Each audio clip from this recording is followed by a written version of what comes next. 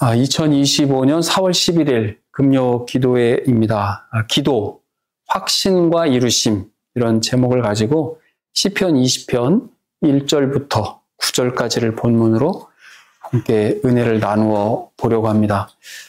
여러분, 이 시편 20편이요. 중보기도라고 우리가 일반적으로 얘기하죠. 물론 도고의 기도다, 중보자는 하나님 한 분, 예수님 한 분이다, 이런 조금 깊게 들어가서 그런 이야기를 하지만, 우리 영상으로 함께 하시는 분들, 또 우리 현장에 계시는 분들, 이제 우리가 일반적으로 통념적으로 사용하는 중보기도라고 하는 것이 뭐예요? 다른 사람을 위해서 기도하는 그런 거를 우리가 일반적으로 써왔잖아요. 그래서 그러한 의미로 우리가 이해한 상태에서 본다면 이 시편 20편의 내용은 중보기도와 그 기도를 받는 왕, 다윗이겠죠. 그 지도자, 그 공동체의 지도자가 그 확신을 갖는 기도, 이렇게 두 파트로 나눠져 있어요. 짧은 9개의 절이긴 하지만 우리가 말씀을 보다 보면 이게 이제 충분히 이해가 되는데, 그 두 개의 기도, 대상이 다른 기도자가 다른 기도문이라고 하는 것을 우리가 모르면 사실 이게 좀 헷갈리거든요.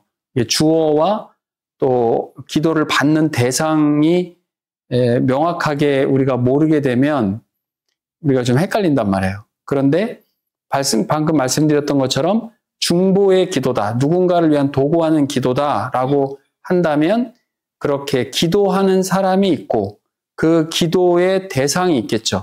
적용이 될 만한 대상. 이제 그렇게 우리가 구분이 될 수 있다. 이제 이렇게 먼저 보시면 될 것 같고, 이 기도를 지금 드리고 또 본인이 확신 가운데 거하는 그 상황이 우리가 일반적으로 생각하면 전쟁의 상황이고, 우리가 지금 시대를 살아가는 사람들에게 있어서는 굉장히 어려운 상황, 오도 가도 못하고 정말 어느 곳에서도 방향성이 보이지 않는 그런 굉장히 좀 헤쳐나가기 힘든, 오히려 주저앉고 포기하고 정말 아무것도 못하겠다라고 하는 그러한 상황들이 훨씬 더 우리가 선택하기에 좋은 그런 상황에 처해 있을 때 우리 신자들은 어떻게 할 것이냐, 또 그것을 보고 있는 또 주변 사람들은 또 어떻게 할 것이냐, 이런 내용들을 지금 보고 있는 것이죠. 자, 그래서 한번 한 절씩 우리가 한번 살펴보면 좋을 것 같아요. 1절에 보니까 어떻게 돼 있어요? 같이 읽어볼까요? 시작. 환난 날에 여호와께서 내게 응답하시고 야곱의 하나님의 이름이 너를 높이 드시며, 이 환난이라는 말이 굳이 말씀을 드린다면 이 짜라흐, 이 단어 자체가 발음이 좀 그렇죠? 굉장히 우리를 쪼그라들게 만드는, 굉장히 우리를 좀 위협을 느끼는, 지금 교회 안에서 이렇게 우리가 아무 일 없는 것처럼 편안하게 하는 그런 상황이 아니라 정말 안절부절 못하고 굉장히 우리가 긴장되어 있고 두려워하고 우리가 뭘 할 수 있는 게 아무것도 없는 그런 상황, 아주 심리적으로 눌려있는 그런 상황들을 우리가 좀 생각해 볼 수 있겠죠. 그래서 환난 날이다. 정말 어려운 날이다. 정말 힘든 상황이다. 내가. 나뿐만 아니라 나와 정말 가까이 있는 사람, 부부도 괜찮겠고 자녀들 문제도 그럴 수도 있고 그렇죠. 부모님도 마찬가지겠죠. 여러 가지 상황 가운데에서 굉장히 힘겨운 상황이 닥쳤을 때 여호와께서 너에게 응답하실 거야. 이해되시죠? 이제 이게 중보기도라는 의미가 여호와께서 당신에게 응답하실 것이다. 그 여호와가 어떤 여호와냐? 야곱의 하나님이다. 야곱의 하나님. 야곱 하면요, 정말 환난과 어려움을 겪었던 사람이잖아요. 야곱이 유대인들, 이스라엘 사람들에게는 힘겨운 생활을 많이 겪었던 사람의 대표적인 이름이 야곱이란 말이에요. 그 야곱의 그 하나님의 이름이 너를 높이 들 것이다. 높이 들려서 보호도 받을 뿐더러 그 보호됨이 지속될 것이다. 이런 측면에서 얘기를 하는 거예요. 아무리 어렵고 힘들고 쪼그라들 것 같고 사방이 막혀 있는 것 같지만 여기서 우리 신자들이 제일 정신 차려야 되는 게 뭐냐면 나 혼자가 아니다. 첫째는. 둘째는 나를 위해서 누군가 기도하는 사람이 있다. 그거 꼭 잊지 않아야 되는 거죠. 우리가 기도라고 하는 것이 보이지 않다 보니까 또 내가 지금 겪는 이 상황이 다른 사람들은 세밀하게 잘 알 수 없기 때문에 이건 나 혼자만의 문제고 내가 이것을 헤쳐나가야 된다. 그런데 잘 되지 않고 사방이 막혀있다. 쪼그라든다. 정말 포기하고 싶다. 이런 이제 정말 끝이구나. 이런 것들이 치고 올라올 때 그건 당연히 이제 우리를 주저앉히려고 하는 그런 좋지 않은 세력들의 틈이죠. 그럴 때 야곱의 하나님의 이름이 너를 높이 들어주실 것이다. 거죠. 야곱의 하나님이 누구냐면요. 창세기 35장에 보니까 내 환난 날에 내게 응답하심. 이거 야곱이 한 말입니다. 창세기 35장이 어떤 상황이냐면 야곱의 두 아들이 그 어느 자기 여동생이 강간을 당해요. 그러니까 칼을 들고 가서 그 복수하는 그 장면 아시죠? 그렇게 해서 그 부족을 아주 굉장히 어렵게 만들어 버린단 말이에요. 그러면 그 부족이 어떡하겠어요? 가만히 있겠어요? 여기는 야곱의 한 집안에 불과한데 거기는 전체 부족이란 말이에요. 그러니까 그 부족들이 이제 그 야곱의 가족들을 다 진멸시킬 수도 있는 그런 아주 일촉즉발의 굉장히 그 긴박한 상황이 됐을 때 야곱이 했던 말이에요. 베델로 올라가자. 내 환난 날에 내게 응답하시는 하나님이 계신다. 내 환난 날. 그래서 야곱이라고 하는 인물을 통해서 이스라엘 백성들이 받는 이 아이러니한 역설적인 교훈이죠. 성경에는 역설이 많아요. 성경에 하나님의 아들이 어떻게 십자가에 못 박혀요. 역설이죠. 역설의 하나님께서는 환난을 많이 겪었던 야곱을 통해서 환난 날에 도우신다라고 하는 확신을 이스라엘 백성들에게 줬어요. 그래서 우리도 마찬가지죠. 우리가 번영신학이라든지 예수 믿으면 복 받는다, 기독교 가면 뭐든지 잘 된다, 이런 정말 이상한 그렇게 신앙생활 그러한 이야기를 듣고 있다 보면 이게 이해가 안 된단 말이죠. 그런데 성경은 그렇게 말하지 않아요. 성경은 우리가 겪을 수 있는 여러 가지 환난, 어려움, 시편을 보세요. 수도 없이 많이 겪어요. 그러나 우리가 강한 이유가 뭐예요? 그 모든 사람들, 대부분의 사람들이 겪는 어려움과 고통과 환난 가운데에서 우리 신자들에게 주신 하나님의 은혜가 뭐냐면 그 고난, 환난, 어려움이 없는 게 아니라 그것이 우리에게 왔을 때 우리가 쉬 낙심하거나 주저하지 않고 우리와 함께 하시는 성령 하나님으로 말미암아서 우리가 그것을 능히 극복해내고 이겨낸다. 그러므로 인해서 그 어려움 가운데 있는 다른 사람들에게 위로가 된다. 힘을 얻게 하는 그렇게 샘플이 된다. 이 야곱처럼 말이죠. 그렇게 하나님께서 이렇게 환난 날에 하나님의 이름이 너를 높여줄 거다라고 이야기를 합니다. 여기 우리가 1절에 봤던 것처럼 야곱의 하나님의 이름, 이 이름이 도대체 어떠하길래 그럴까? 여호와 하나님의 이 이름, 여호와 하나님이 어떤 분이다라고 하는 묘사가 되게 많죠. 성경을 보면 하나님은 어떤 분이다라고 하는 게 되게 많은데 가장 정형화된 말씀이 출애굽기 34장 5, 6절에 나오고 특히 6절에 나오는 거죠. 여호와가 어떤 분이냐? 자비로우시고 은혜로우시고 노하기를 더디하시고 인자하시고 진실이신 분이다. 우리 이렇게 얘기를 해요. 이제 하나님 아버지라고 우리가 일반적으로 교회 다니면서 기도를 하다 보니까 본인이 경험한 아버지를 우리가 잘 끌어오는 연결지키라고 하죠. 그걸 보고 연결지키라고 하는 것이 무의식적으로 된단 말이죠. 그러나 우리가 생각하는 그런 우리 지구상에 존재하는 아무리 좋은 아버지 수준과는 비교가 되지 않는 아버지 하나님이세요. 그래서 성경 전체에 보면 여호와 하나님이 어떤 분이다라고 하는 것을 다양하게 설명하지만 그 중에서도 이 출애굽기 34장에 있는 이 말씀 정말 자비로우신 분이시고 자비 자체이시죠. 은혜로우신 분이에요. 은혜가 뭐예요? 은혜만 생각해 보자고요. 은혜가 뭐예요? 은혜는요, 내가 어떠한 자격이 전혀 없음에도 불구하고 상대방이 마치 그렇게 해야 되는 의무가 있는 것처럼 지속적으로 해주는 거예요. 조건 없이. 그게 은혜예요. 내가 어떠한 받을 만한 자격이 있으면 그것은 주고받는 거래죠. 그러나 은혜는 그렇지 않아요. 노하기를 더디하신다. 우리가 이렇게 하면 하나님께서 화내실 거야. 그러나 하나님께서는 참으시는 분이시죠. 그래서 사랑은 언제나 오래 참는다고 그랬어요. 그 사랑은이라고 하는 것은 하나님도 되고 예수님도 되세요. 오래 참으시는 분이란 말이에요.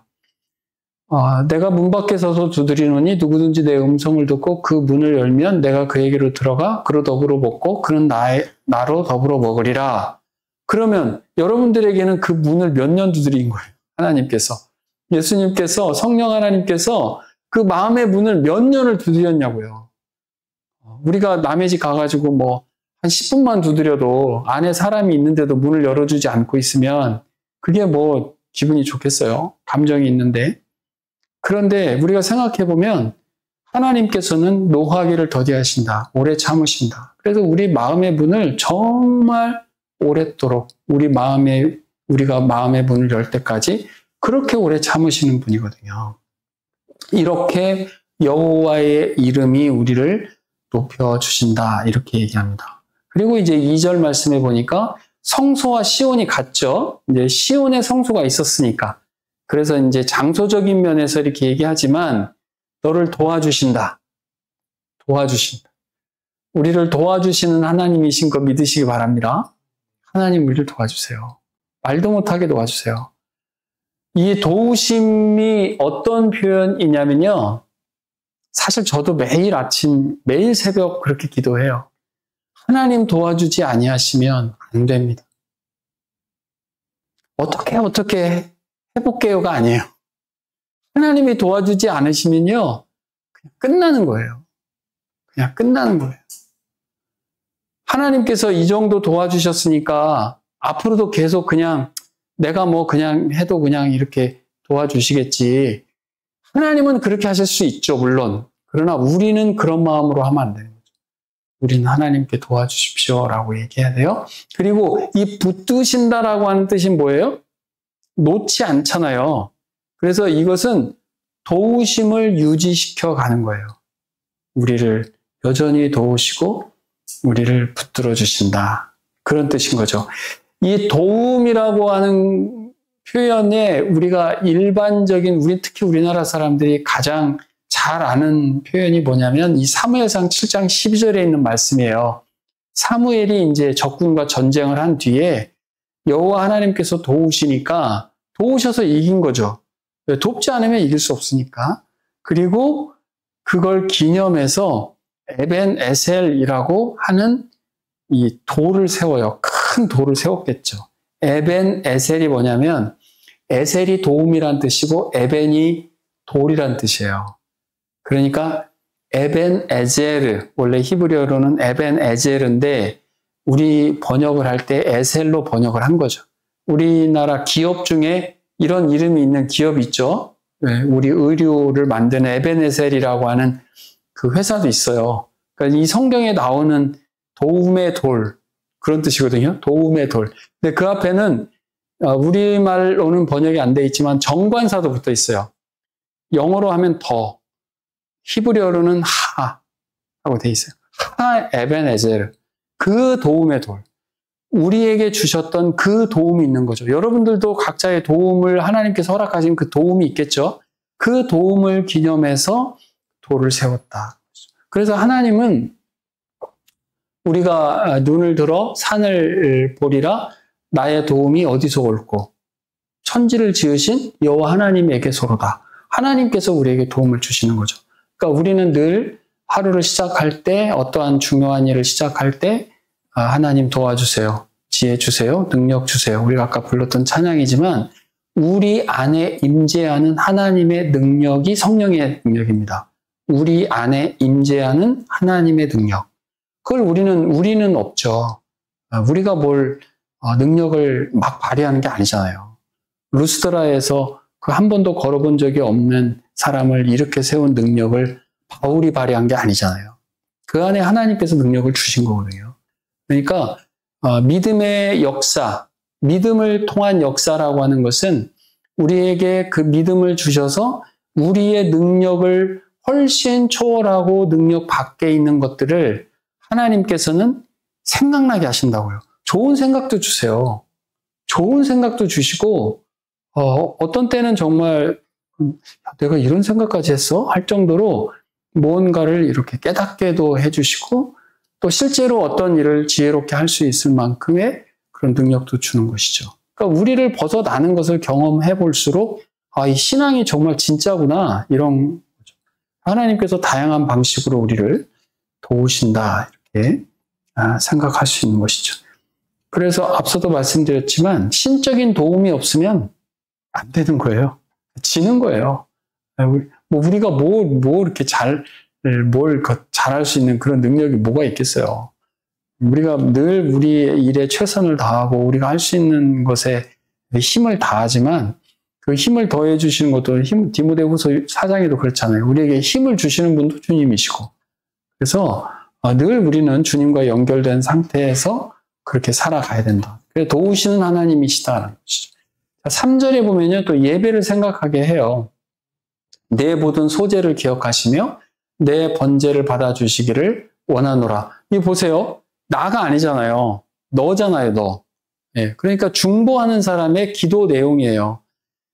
보니까 형제님, 보니까 자매님, 정말 예배를 잘 드리시는군요. 마음을 다해서 드리시는군요. 그 예배를 하나님께서 받아주시면 정말 좋겠습니다. 라고 하는 거죠. 네, 누구나 다 그렇게 하죠. 우리도 교회 공동체에 함께 예배하는 분들이 서로를 위해서 그렇게 그런 마음으로 복을 빌어줄 수도 있고 그렇게 기도하는 거죠. 번제는 완전히 다 태워서 드리는 거예요. 태울 뻔, 완전히 다 태워서 향기로 드리는 거죠. 네, 소제는 곡식 가루로 드리는 것이 이제 소제죠. 여기서는 우리가 이제 신약 시대에는 의식법, 율법 안에 있는 의식법들은 이제 다 예배라고 하는 형태로 이제 변형이 됐잖아요. 그래서 지금 구약 시대 때처럼 막 짐승 잡고 막 불태워 이러면 안 되죠. 그런 것은 이제 하지 않고 이제 우리의 예배. 그러나 그저 오지 않고 이렇게 자기의 마음을 담아서 이렇게 제물을, 번제물, 소제물을 드릴 수 있도록 우리의 헌신의 마음을 담아 드리는 거죠. 제일 중요한 건 마음이에요. 네, 마음이에요. 정말 주님을 향하는 그 마음, 오셔서 함께 예배하고 또 상대방이 기도하고 예배하는 그 모습을 또 복을 빌어주고 그렇게 하는 거죠. 지금 그 마음으로 얘기를 하는 거예요. 그리고 4절 같이 읽어볼까요? 시작. 내 마음의 소원대로 허락하시고 내 모든 계획을 이루어 주시기를 원하노라. 아멘. 아멘이죠? 네, 저 여러분에게도 똑같아요. 네. 하나님께서 우리 마음에 소원을 두고 이루신다라고 하는 그 표현 기억나시죠? 신약 성경에? 네, 우리 마음에 소원을 두고 이루게 하세요. 무슨 뜻이에요? 하나님께서 우리 마음 안에 어떠한 일에 대한 열망을 주신다고요. 그래서 그것을 이루는 것이 결국은 누구의 뜻을 이루는 거예요? 하나님의 뜻을 이루는 거예요. 왜 하나님 우리 안에 소원을 주셨습니까? 우리 아까 불렀던 찬양 중에 하나님의 꿈이 나의 비전이 되고, 예, 그런 비슷한 내용이겠죠? 그러니까 하나님의 뜻을 이루어서 다윗이 가장 하나님의 마음에 합했다. 내 마음에 가장 맞았다. 그렇게 표현했잖아요. 하나님의 뜻을 이루는 삶을 살았기 때문에 그런 거란 말이에요. 자기 뜻, 자기의 범위 내에서만 하는 거라면 뭐 하나님께서 네 인생 살았구나 이렇게 하지. 예, 그렇게 하겠어요? 정말 신자들에게, 성도들에게 주신 하나님의 정말 귀한 복 중에 하나가 뭐냐면 하나님께서 우리 마음 안에 하나님의 뜻을 이룰 수 있는 그 열망, 아주 선한 욕구를 주셔서 그것을 이루어 가도록 하는 거죠. 자기가 하고 싶은 거예요. 자기가 좋아요. 그걸 하는 게. 그런데 그것이 결국은 교회 공동체도 탄탄해지고 또 하나님의 뜻도 이루어져 가는 그런 것이죠. 그렇게 삶을 살아내는 얼마나 정말 복된 일입니까? 우리 지난주에 겟세마네 동산에서 예수님께서 기도하셨던 내용 있잖아요. 내 원대로 마시옵고 아버지의 원대로 하십시오. 우리 여러분 개인적인 욕구가 왜 없습니까? 이 시간에 다 집에서 쉬고 싶은 마음이 왜 없었겠어요? 다 있죠. 자기 시간을 자기 마음대로 쓰고 싶은 마음이 누구에게나 다 있어요. 정말 가장 피곤할 때니까. 그런데 그래도 하나님께 예배하고 그 시간을 정해놓은 시간을 들여서 그걸 또 뚫고 와서 이렇게 예배를 사모하는 마음을 하는 거죠. 당연히 하나님 기뻐하시는 거예요. 이건 정말 당연한 거예요. 그래서 우리 마음의 소원, 예배를 지키고 싶은 마음, 함께 하나님께 기도드리는 그 정한 시간에 정돈된 마음으로 그렇게 하는 거죠. 예수님께서도 심지어 예수님조차도 참 인간 되신 예수님조차도 인간적인 마음에 그렇게 본인이 원하는 대로 한다면 그 잔을 좀 옮겨주십시오. 그러나 하나님의 원대로 되길 원합니다. 라고 그 순종의 과정을 가는 것처럼. 그래서 중보하는 사람들이 정말 우리도 그렇죠. 저희도 아주 어린 그 손주를 이렇게 보면 네가 계획하고 네가 소원하는 일이 하나님의 뜻과 조화되면 좋겠다. 그런 기도할 수 있잖아요. 여러분 다 마찬가지예요. 우리 성도님들이 정말 계획하고 무언가를 이루기 위해서 비전을 가지고 하는 그런 것들이 하나님께서 이 땅에 그 성도를 통해서 이루어 가시고자 하는 그 일이었으면 좋겠다. 본인의 어떤 자아 실현? 요즘은 그런 말도 잘 쓰지 않지만 그것은 맞지 않아요. 그거는 정말 맞지 않는 말이에요. 나의 무엇을 실현한다? 그건 우린 이 땅에 살면서 어떤 분 이런 재밌는 표현도 쓰더라고요. 얼마 전에 제가 북리뷰에 올렸던 십자가 중심 변증학이라는 책에 보면 제가 이제 리뷰할 때는 올리지 않았지만 어떤 사람이 스테레오 시스템을 그렇게 갖고 싶은 거예요. 그러니까 이제 보다 못해서 네가 이 지구상에 존재하는 이유가 그 스테레오 시스템 갖고 싶은 것이 네가 정말 이 지구상에 존재하고 싶은 이유 그게 다냐? 이렇게 얘기하는 그런 장면이 나오거든요.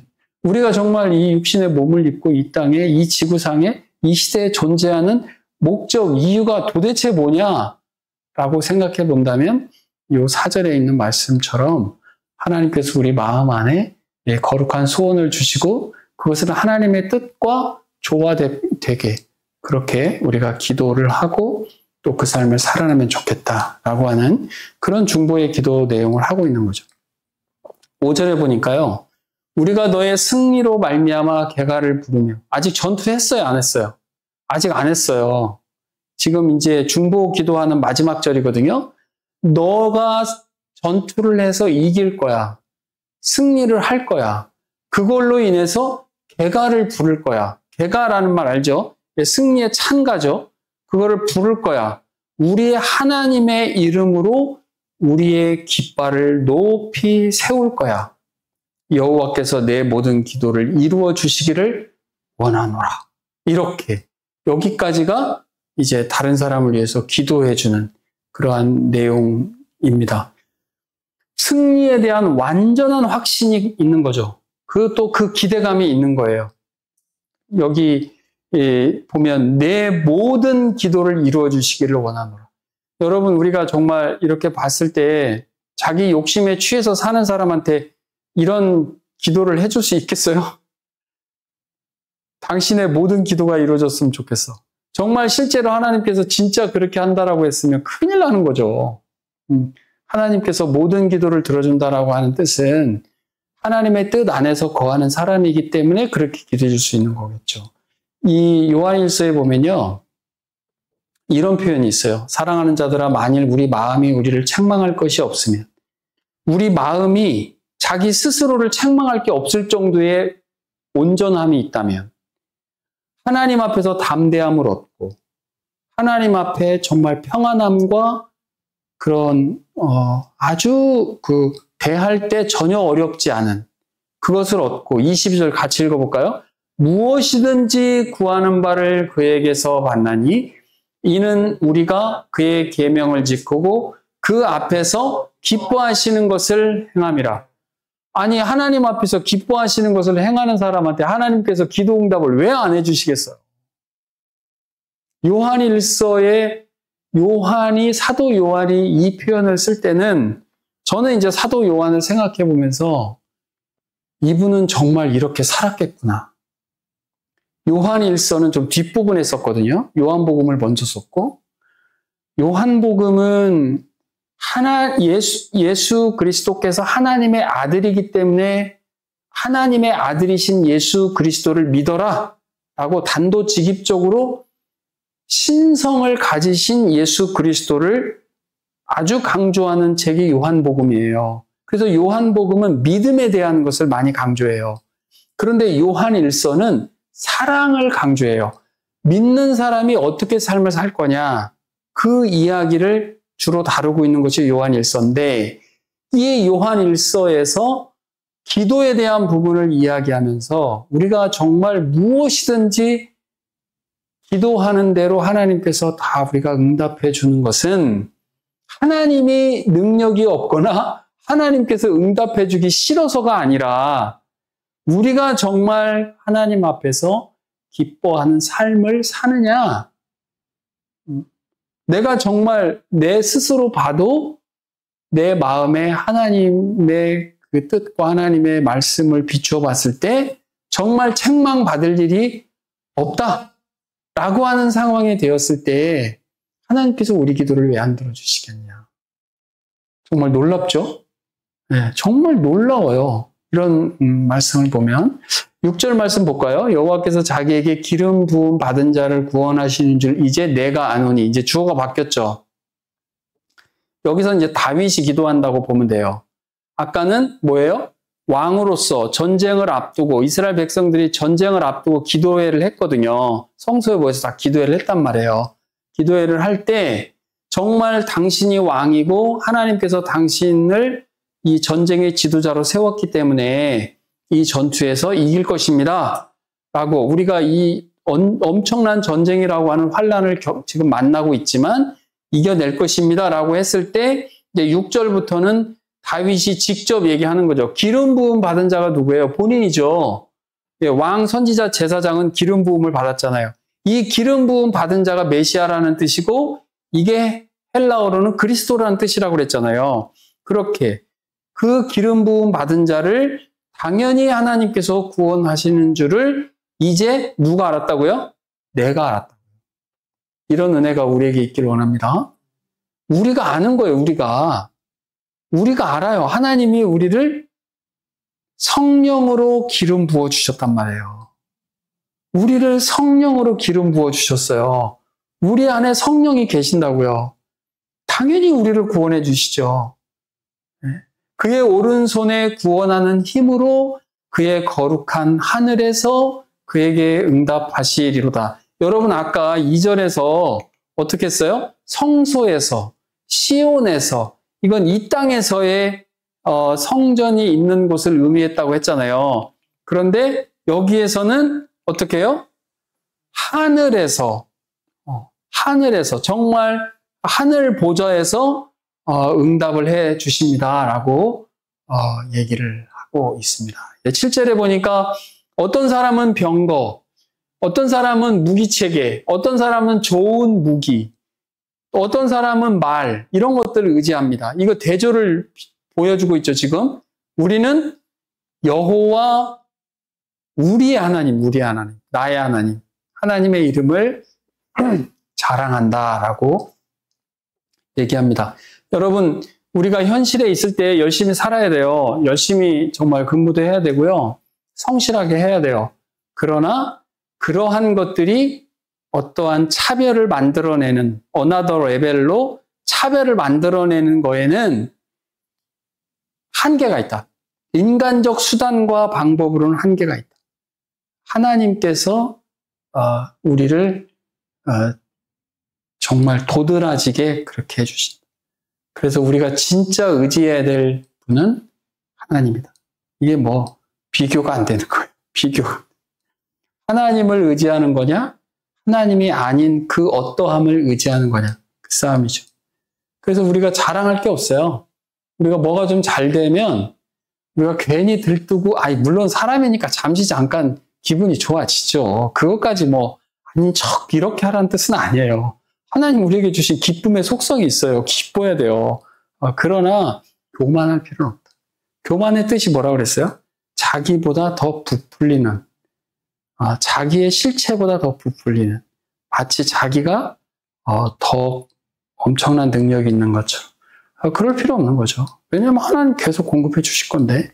그래서 하나님의 이름, 하나님을 자랑하는 거겠죠.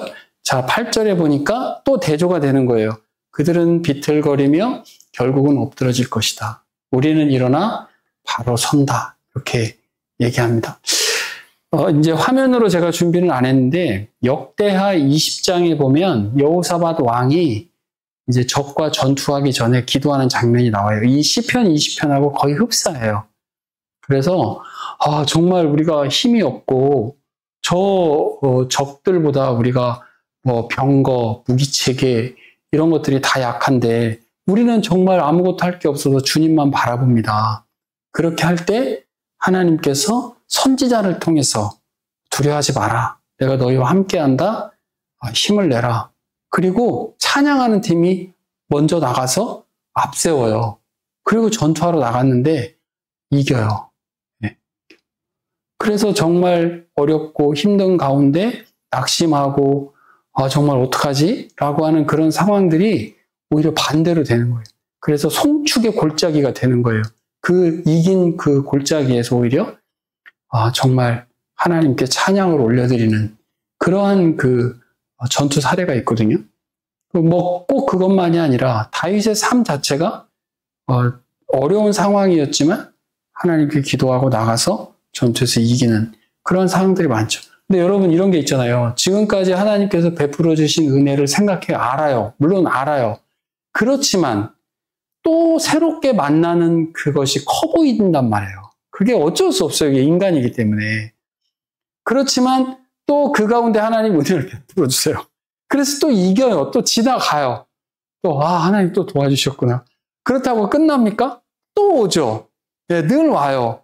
오게 될 때 우리가 이제는 아까 다윗이 고백했던 것처럼 이제 내가 아노니, 이제 정말 내가 안다. 하나님이 우리를 도우실 거라는 걸. 그런 확신 가운데 서는 거죠. 그래야지 이 마지막 절 9절을 고백할 수 있어요. 같이 읽어볼까요? 여호와여 왕을 구원하소서. 우리가 부를 때에 우리에게 응답하소서. 이 기도에 대한 확신이 있어요. 오늘 제목이 기도 그리고 확신과 이루심인데 우리가 기도할 때 확신 없이 기도하지 않아야 됩니다. 우리가 정말 기도할 때 확신을 가지고 기도하는 거예요. 하나님께서 우리에게 베푸신 은혜가 있고 하나님이 어떠한 분이다라고 하는 확신이 우리가 있잖아요. 하나님이 어떤 분이신가? 그 대상이 어떠한 분인가? 우리가 사회생활 할 때도 어떤 사람 신뢰를 주는 사람이 있어요. 그 사람을 생각하면 나는 부족하지만 그 사람을 생각하면 믿음이 가잖아요. 그러니까 신뢰함이 생기듯이 우리의 신뢰의 대상이 하나님이시기 때문에 그 하나님께서 우리에게 베푸시는 그 은혜대로 우리를 승리하게 하실 것이다. 개가를 부르게 하실 것이다. 우리를 높이 세워주실 것이고 그 길을 높게 세워서 마음껏 승리의 깃발을 흔들 수 있도록 하나님께서 도우신다. 그래서 우리를 구원해 주십시오라고 우리가 하나님께 기도할 때 우리에게 응답해 주십시오라고 하는 이 기도를 할 수 있는 것이죠. 그래서 요한복음에 보면 예수님께서 직접 하신 말씀이거든요. 한번 읽어볼까요? 너희가 무엇이든지 아버지께 구하는 것을 내 이름으로 주시리라. 지금까지는 너희가 내 이름으로 아무것도 구하지 아니하였으나 구하라. 그리하면 받으리니 너희 기쁨이 충만하리라. 아멘이시죠. 아멘. 주님의 이름으로 저 혼자 이 예배당에 매일 이렇게 와서 기도할 때도요, 소리내서 기도해요. 그리고 마지막에 정말 예수님 이름으로 기도합니다. 기도를 들어주십시오라고 기도하거든요. 하나님께서 정말 그 하나님의 뜻 안에 구하는 것들은 다 들어주세요. 또 우리 마음에 기쁨을 주시는 거기 때문에 우리가 이 확신 가지고 기도하면서 우리에게 주어진 삶을 승리로 살아내는 저와 여러분 다 되시기를 주님의 이름으로 축원합니다. 자, 우리 찬